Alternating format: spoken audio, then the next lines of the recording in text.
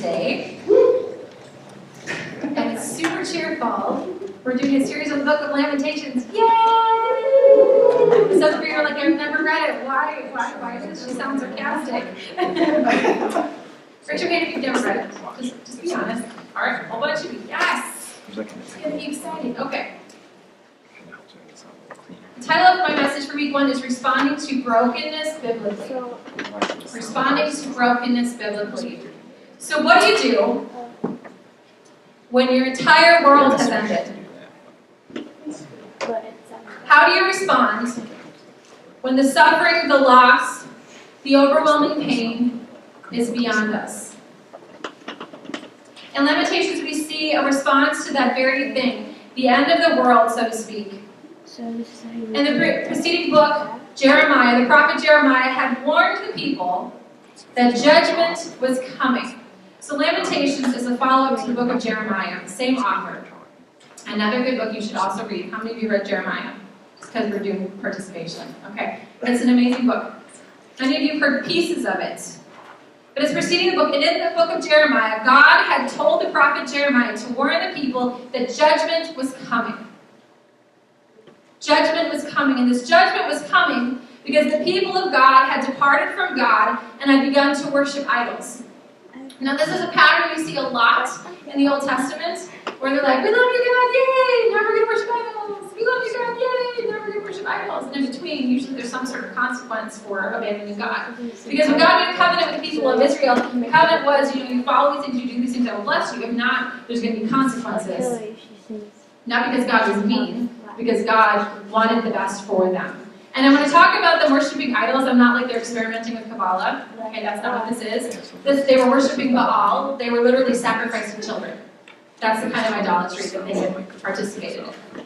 And they were still attempting to keep some level of the sacred feast, so they would go and they would sacrifice children to Baal, but then they would also go and try to offer sacrifices in the temple to God. They were completely in idolatry and in adultery with their relationship with God. It was horrible. And so God said that he was sending Babylon to come and destroy them. And that it would be worse than anything that they had ever known. In Jeremiah chapter 2, verse 19, we're going to flip there quick, I want to read it to you. He says that the young lions have roared at him, referring to Israel. So the young lions have roared at Israel. They have roared loudly. They have laid waste his land. His cities are in ruin and without inhabitants. That the destruction would be so bad, the cities would be ruined, and there'd basically be no one left. That's the destruction that God is promising. Are you tearful yet? Is this fun? Sounds good, right?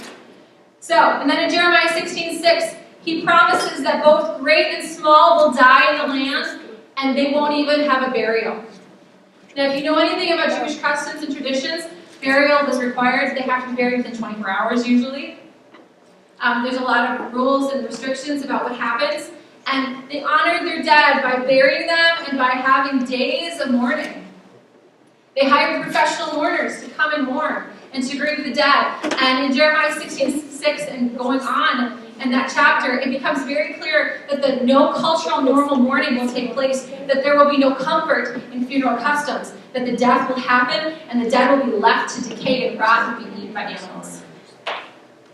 That's the destruction God is promising. Jeremiah chapter 52 goes on to tell the story of the actual fall of Jerusalem and the fates of the kings of Israel and Judah. And what we see happen is that they are laid siege to. And all around the city is surrounded, and the trees and things are being destroyed for the sake of this military force that's come in. And they surround them, and after a time, the people begin to literally starve because the food is not coming in. There's no food in the city. And when they get to the point of starvation, then they break into the city and they begin to destroy things. The king of Israel is taken. He is put in chains. His sons are slaughtered before him. Then he is blinded, put in bronze chains, and left to rot in prison till he dies. The temple, the most sacred place in Israel, is robbed. All of the instruments that are used to glorify God that we read about earlier in the Old Testament, all these sacred things are taken for their value. and the temple is burned. Most of the people are killed. Some are taken away as slaves, and just a handful are left behind to be vine dressers and farmers for the Babylonians. They're left in the burnt remains of their communities with bodies everywhere. The world is ended. And for those that were lucky to be taken, they will be in slavery. Jeremiah 29:10 tells us that God promises those people will be in slavery for 70 years. The people of God will be slaves for 70 years. So for those who live through this, they will never go home. They will never return to that place that they had known. They will never return to the life that they had known. They will never once again see the kingdom of God on earth in Israel at the time be rebuilt. They will live out their days as slaves to the Babylonians. And all of this leads us to Lamentations. In chapter 1, we hear this initial lament. Now this idea of lament, this idea of expressing the absolute overwhelming pain and anger and hurt and frustration, was something that was common. It was something that was done. I talked to you about professional mourners, but lament was something that happened in the book of Lamentations, beginning with verse 1. We see the first lament. We hear the response to this unthinkable horror that has taken place. Now, the book traditionally is written by Jeremiah, but the first chapter of Lamentations is meant to be heard in a female voice. And Israel, or I should say Jerusalem, is described as a woman. And I'm going to read it to you now. If you have your Bibles, turn with me to Lamentations chapter 1, verse 1. And I want you just to take it, knowing what you know about what just happened. This is the voice of what was left. How she sits alone. The city once crowded with people. She who was great among the nations has become like a widow. The princess among the provinces has been put to forced labor. She weeps bitterly during the night, with tears on her cheeks. There is no one to offer her comfort, no one from all her lovers. All her friends have betrayed her. They have become her enemies. Judah has gone into exile, following affliction and harsh slavery. She lives among the nations, but finds no place to rest. All her pursuers have overtaken her in narrow places. The roads to Zion mourn, for no one comes to the appointed festivals. All her gates are deserted, her priests groan, her young women grieve, and she herself is bitter. Her adversaries have become her masters. Her enemies are at ease, for the Lord has made her suffer because of her many transgressions. Her children have gone away as captives before the adversary. All the splendor has vanished from the daughter of Zion.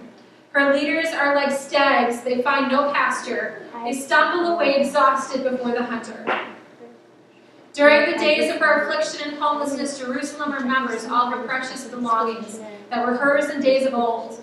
When her people fell into the adversary's hand, she had no one to help. The adversaries looked at her, laughing over her downfall. Jerusalem has sinned grievously, therefore she has become an object of scorn. All who honored her now despise her, for they have seen her nakedness.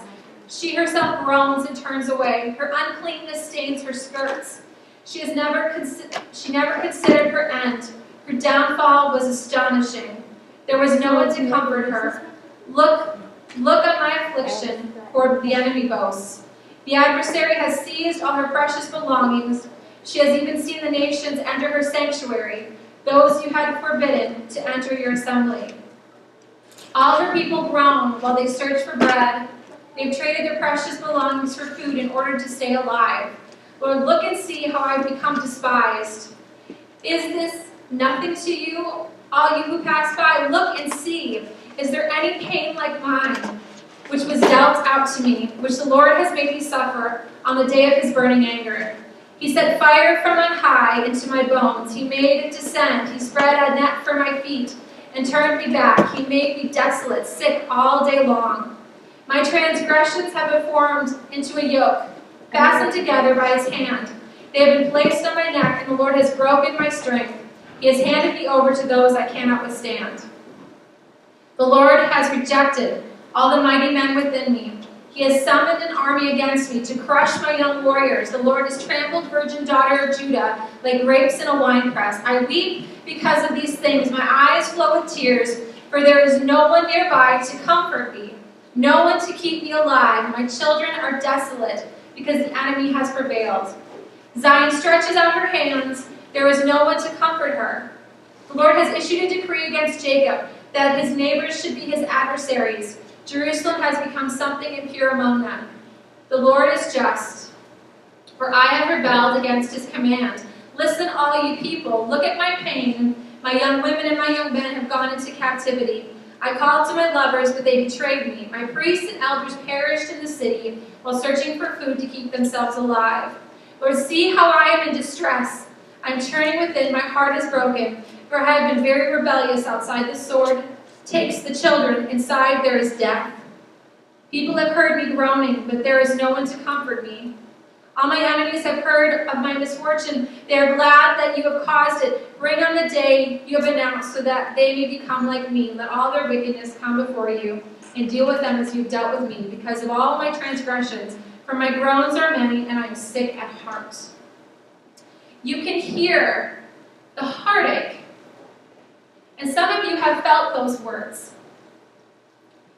This idea of feeling as though that there's no comfort in your grief. There's no comfort in your loss. There's nothing that can make you feel better. And the picture we sit here of a city destroyed, of the young, which is like the future of this nation being taken away.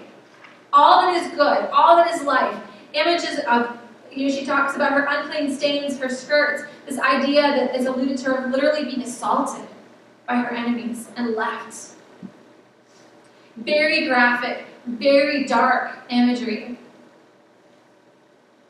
The unbearable suffering, pain, it's hard to read. It's like you read and it's like this is still going on. And there's more, and there's more, and there's more, and the lament goes on. And it turns back and acknowledges God, but there's this real expression of pain. 40% of the Psalms are Psalms of laments. Did you know that? 40% of the Psalms are Psalms of lament. Yet today, hardly any of our worship songs are. I was messaging Becky. I think I found like one. She maybe found one. I found another one. Because we live in a culture that loves happy endings and comfort. This notion makes the idea of suffering, of lamenting, of opening ourselves up to those in pain very, very uncomfortable. The ideas have polluted the church in the West to where we have lost the ability to be real about suffering we experience and to care for those who suffer. We like happy songs of victory. We like happy words. We like happy endings. We like the testimony of where the person is after things get better. We very much have a hard time being in the presence of someone who's going through it. Too often when faced with suffering of others or ourselves, we want to do one of three things. And the first thing we want to do is we want to hide. We want to ignore the pain of others because it's painful to us. It's been studied. When we empathize with another person who is suffering, we hurt. Empathy hurts us. From our own pain, we want to downplay or disengage, pretend it's not as bad so that we can make people feel better. We don't want to make people uncomfortable, even in the church.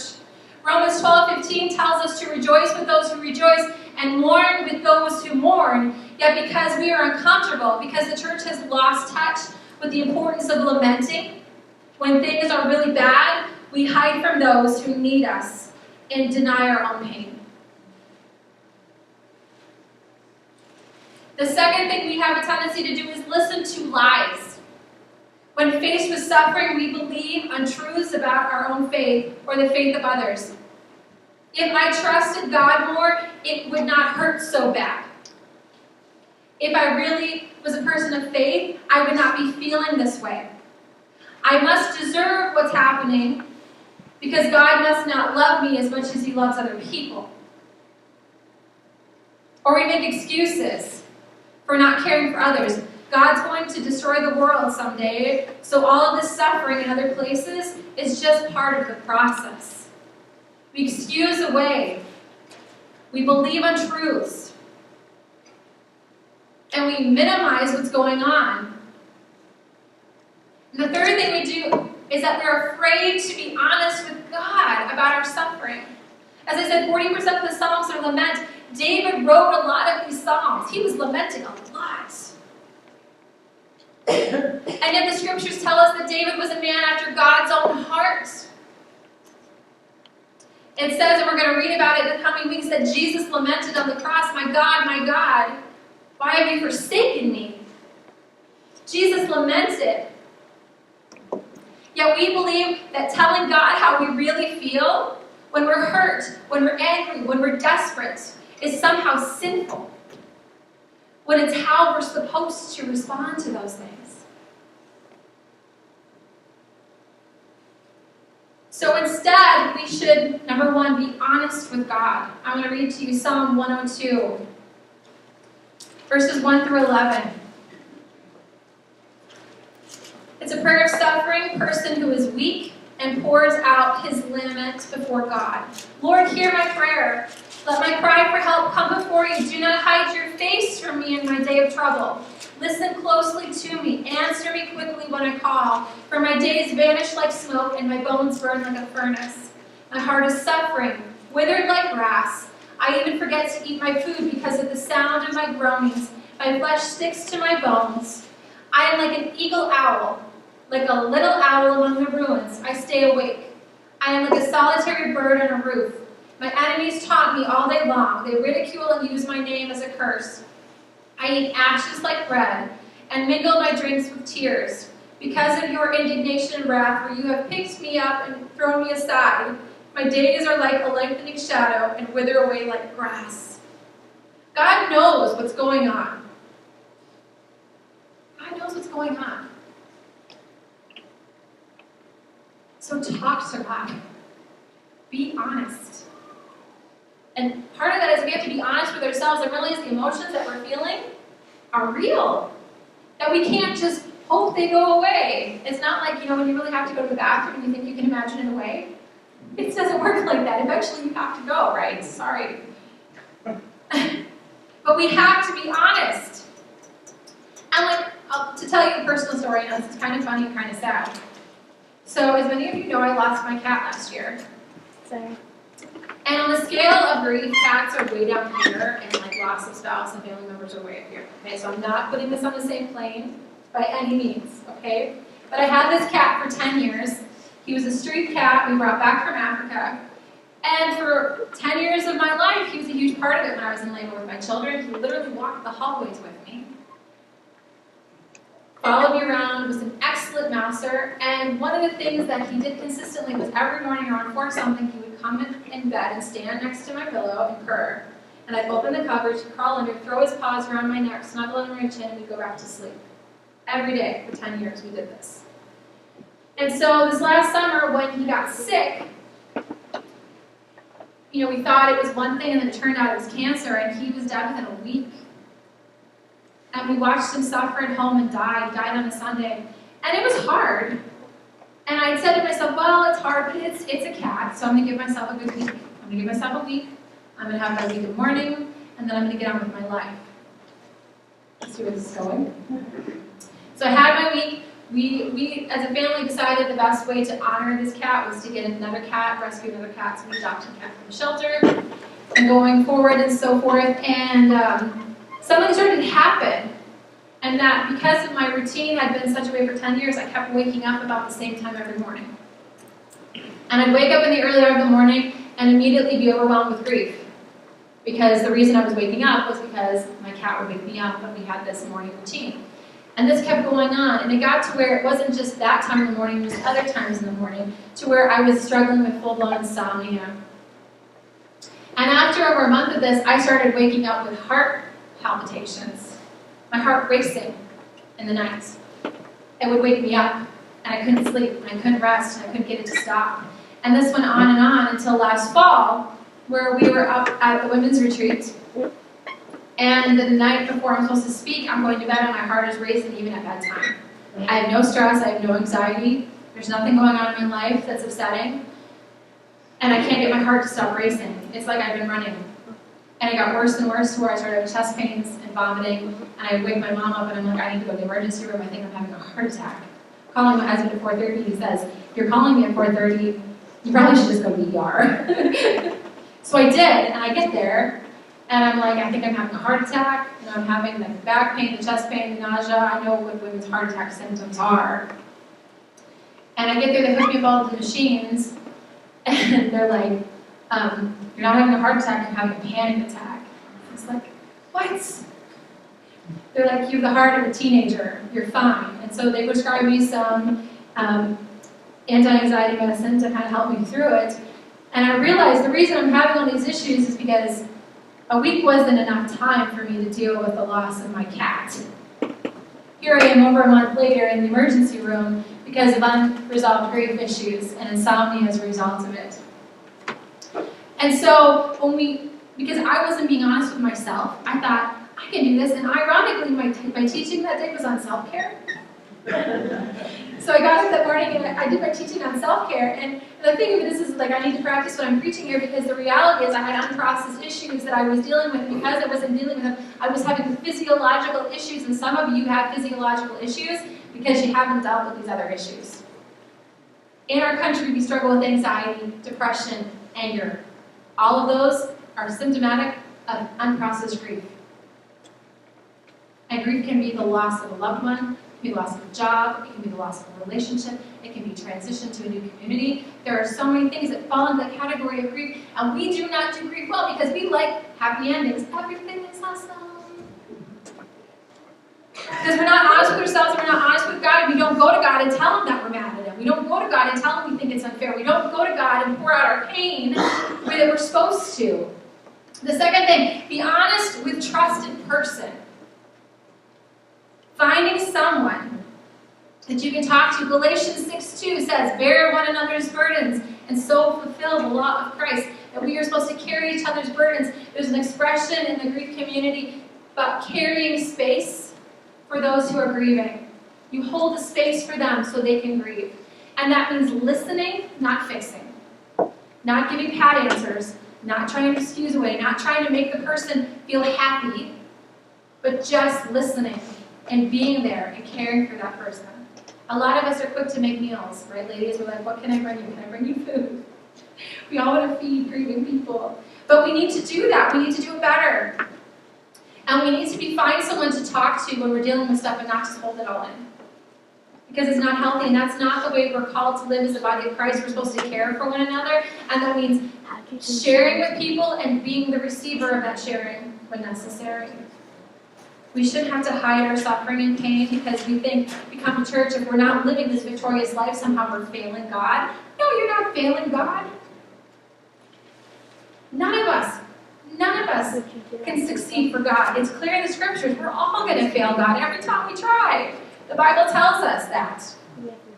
That His power is made perfect in our what? Our weakness. That it's only God that helps us succeed. And if we're not willing to trust God and what He has given us to succeed in this area, we won't. And the third is to recognize the collective suffering of others is something believers should respond to. We talk about the history in our nation, whether it be slavery, whether it be the treatment of Native Americans. We talk about the oppression that goes on in this world. We talk about the oppression of women, about sex trafficking. We talk about so many things that happen. When we see nations like Yemen that are dealing with famine, I get a lot of, because of having lived and worked in North Africa, I get a lot of videos in my newsfeed of things going on in Middle Eastern countries that would never make national news. And I literally watched a child die last week on Facebook. A father in Yemen brings this child in, jaundice, barely alive, to the hospital. They do what they can, and the baby dies. Probably about 2 years old. They take off his clothes, wrap him in a shroud. The father carries the shrouded child out of the hospital because the famine and the cholera epidemic is so bad. And we want to shut ourselves away from these things. We want to pretend they're not happening because they're not happening in our country. But as believers, we are supposed to respond to suffering. And we respond to the suffering first by praying for places that we can't get to. Praying for places we can't get to. Praying about what God wants us to do in response to these things, whether it be donating to charities, whether it be advocating for things, whether it means volunteering at your local food pantry or whatever you're doing. What are we supposed to do in response to the suffering? When we find out there's hunger in our community, how do we respond to that hunger? When we find out someone is in need, how do we respond to that need? We either do something or we say, well, somebody else will take care of that. And we're really good in America about hoping somebody else will take care of it. The second thing we should be looking at is, what ministry are we supposed to be involved in this regard? We pray about it, we ask God what we should do, and then as we minister within what God asks us to do, whether that be in volunteer work or in advocacy or in fundraising or whatever we're supposed to do, pray about your responsibility and what God wants you to do. And then literally giving. Sometimes the best thing we can do is to give and to meet that need. Someone needs help, you provide for them what you can. You give coats, you give shoes, you give money, you give food, you give time, you give space. You give what you're able to help meet that need. And we serve a God who has set us up to be honest with Him, and that we are here to help the hurting world around us, not to make excuses or pretend that we have no part in it. We are so blessed. And part of that blessing is enabling us to help those who are suffering in whatever capacity God asks us to do. Now, I would be remiss if I didn't end this with giving people time and space to process everything I've shared. And this is going to be a series, so get ready. This is only week 1. I have a video of a song that we're going to put on. And what I'd like to just do is, at this time, is just open up this time for the next 6 minutes and 30 seconds. That if you needed to talk to God about something, if there's something in your heart, that you would find a place to lament. If there's things that God spoke to you about this morning that you need to process, I want you to process it. If you need to find someone to talk to, and you're not sure who to, ask God to direct you. But I just want to create a space for us to lament. A space for us to take in, a space for us to listen to the Holy Spirit.